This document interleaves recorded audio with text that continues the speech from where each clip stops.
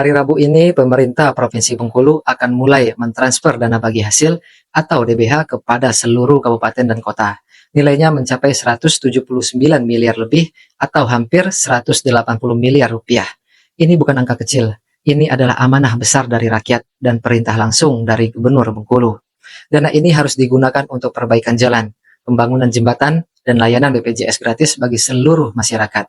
Kini saatnya rakyat ikut turun tangan. Anggaran ini harus diawasi sejak awal, jangan sampai disalahgunakan atau dialihkan dari perintah yang sudah jelas. Setiap rupiah harus tepat sasaran. Dan yang lebih penting, masyarakat kini harus aktif. Laporkan jalan yang rusak dan sudah mendesak untuk diperbaiki. Laporkan jembatan yang membahayakan nyawa. Laporkan siapapun yang belum mendapatkan haknya atas BPJS gratis. Lalu muncul pertanyaan logis. Apakah 179 miliar ini bagian dari anggaran jalan senilai 600 miliar yang sebelumnya disebut gubernur? Jika benar bagian dari 600 miliar, maka masih ada sekitar 400 miliar lebih yang belum disalurkan. Dan itu juga harus diawasi agar tidak mengendap tanpa kepastian.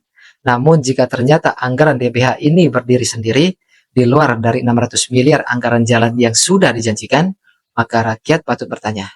Apakah 600 miliar itu masih tersedia dan siap digunakan ketika anggaran DBH habis? Pertanyaan ini bukan bentuk tunduhan, ini bentuk pengawasan. Dan pengawasan bukan untuk menyerang, tapi untuk memastikan bahwa janji pemerintah berubah jadi kerja nyata.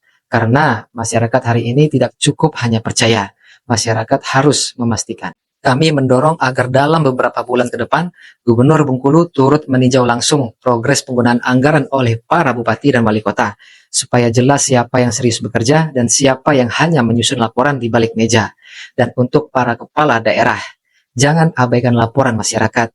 Jalan rusak, jembatan retak, dan warga tanpa BPJS, itu bukan data, itu kenyataan. Dan dana untuk mengatasi itu sudah ditransfer.